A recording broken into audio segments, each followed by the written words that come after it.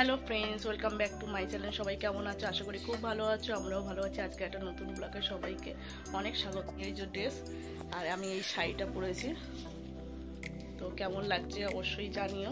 ভালো লাগলে like, share, subscribe করো। তো চলো সঙ্গে থাকো, আমরা গাড়ি নিয়ে যাব বোনের বাড়ি চাম্পাহাটি। তো বার হওয়া যাক। চলো, আর মামার বাড়ির দিকে যাবো না, একেবারে ডাইরেক্ট চাম্পাহাটি যাবো। চলো,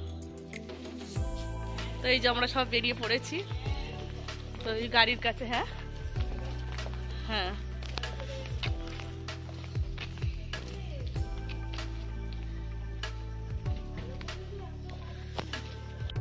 আমাদের বাড়ি থেকে স্বপ্নার বাড়ি হচ্ছে 1.25 ঘন্টা, আর মামার বাড়ি যেতে 2 ঘন্টা লাগে। তো এমনিতেও আমরা থাকতাম না, চলেই আসতাম। আর তার উপরে বৌভাত জামাই তো অনেকটা পিছিয়ে দিয়েছে, কারণ মাঝখানে সরস্বতী পুজো পড়েছিল, তো সেই কারণে। তো চলো যাওয়া যাক। 1.5 ঘন্টা দেখাচ্ছিল, 8টায় পৌঁছাবো পুরো। দাদা 1.5 ঘন্টা দেখাচ্ছি।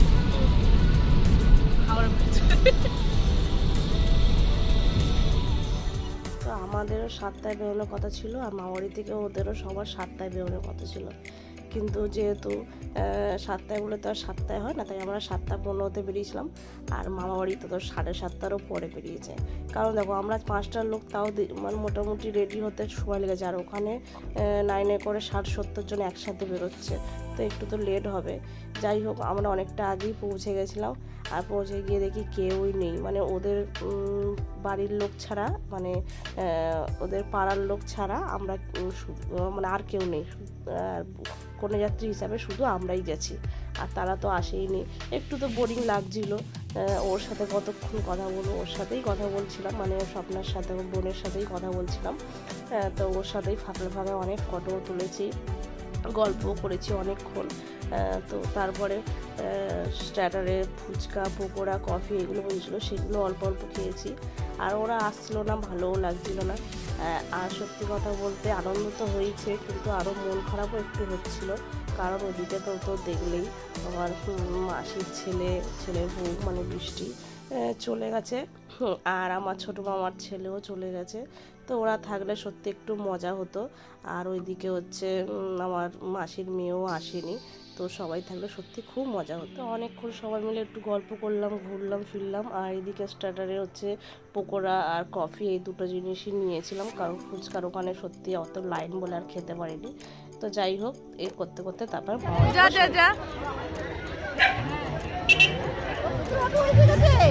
সব অটো এসছে। তুই আমাকে এখান থেকে ভিডিও করে দেবে, ওখানে যাবো, ফটো তুলবো। মা সরে আস, হ্যাঁ মা সরে যাও।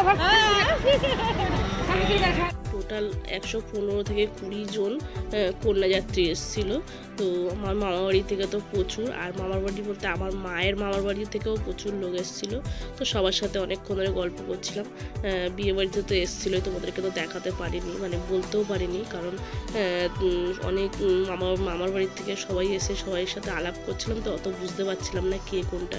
তো যাই হোক, এখন বউ ভাতেও অনেকেই এসছে, মার মামাতো ভাইটা এগুলো সবাই এসছে, তাদের সাথে অনেক গল্প করছিলাম। তারপরে এবার আমার মামার বাড়ি থেকেও তো অনেকে এসছে, তাদের সাথে তো জানোই এর আগে তো বোনের সাথে অনেক ভিডিও মানে ফটোশ্যুট করেছি, তো ওদের সাথে তো করা হয়নি, তাই জন্য দাঁড়িয়ে পড়লাম, ফটোশ্যুট করলাম। আর এদিকে আমার বোন আর মামা দুজনের ফটো নিচ্ছে। তো যাই হোক, আজকের বৌভাতে তো ফটোশ্যুট ছাড়া আর কিছুই নেই, কারণ বিয়ের দিনটাই যা অনেক কিছু দেখানোর আছে আর অনেক কিছু করার আছে। তো আজকে শুধুমাত্র ফটোশ্যুট। তবে অনেক মজাও হচ্ছিলো, আমরা অনেক রিলস টিডিও করছিলাম। কিন্তু যাই হোক, বৃষ্টি থাকলে, মানে বৃষ্টি বলতে আমার মাসির ছেলের বউ, মানে ভাইয়ের বউ থাকলে খুব মজা হতো। আর এদিকে আমার মাসি টাসিদের সাথেও আবার চলে এসেছে একটু পুকুরে খেতে, কারণ তখন তো একবারই নিয়ে চলে গেছিলাম।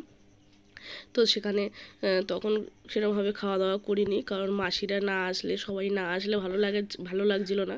তো যখন সবাই আসলো, তখন আবার সবার সাথে বসে একটু মানে একটু কফি, পকোড়া এইসবই খাওয়া দাওয়া করছি।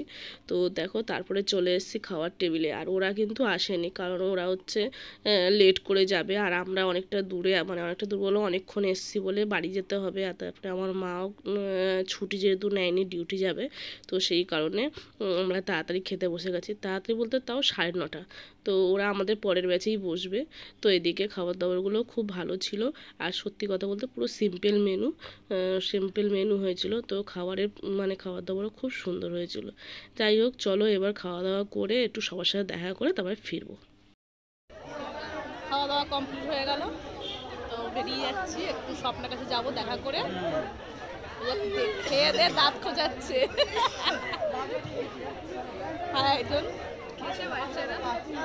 তো চলো একটু স্বপ্নের সাথে দেখা করি, মানে বোনের সাথে দেখা করে তারপরে বাড়ি যাবো।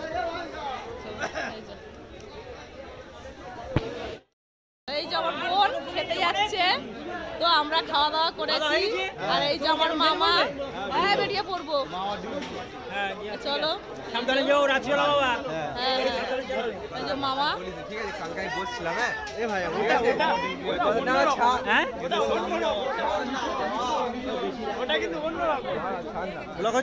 হ্যাঁ এই যে দাদা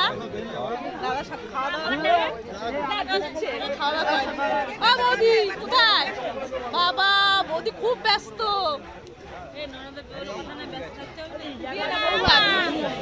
এখন বৌমা পরের বাড়ির মেয়ে হয়ে গেছে, তোমার ব্যস্ত দেখি লাভ নেই, বুঝলে? বলবি কি আবার বলবো, ওইটাই অনেক। তো কাকিমা, ওটা কাকিমা তো কাকিমাকে কিছু খেতে দিয়েছিস? কি খেলো? আমরা তো দেখতে পাইনি, আমাদের মেয়েটাকে তোরা না খাইয়ে রেখেছিস। ও মানে এখানে দাঁড়িয়ে আছি কখন থেকে জানিস? সন্ধ্যেবেলা থেকে। হ্যাঁ এ বাবা, ও আমাকে দেখেইনি।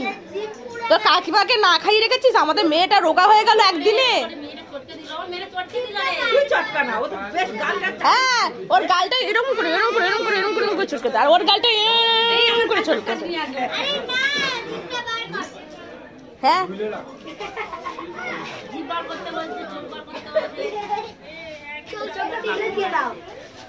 তো খাওয়া দাওয়া করে বোনের সাথে আবার কিছুক্ষণ গল্প করলাম, দেখা করলাম, যেহেতু চলে যাচ্ছি। তো এখন ফিরছি, এখন বাজে হচ্ছে ওই 10টা 10-15। তো আমরা মোটামুটি 11টার মধ্যে পৌঁছে যাবো। আর এদিকে দেখো কত কুয়াশা। রাতের বেলা এমনি সারাদিন অত ঠান্ডা লাগছিল না, কিন্তু রাতে বেশ কুয়াশা ছিল। তো চলো বন্ধুরা, ব্লগটা শেষ করে দিলাম। ভালো লাগলে সাবস্ক্রাইব করো।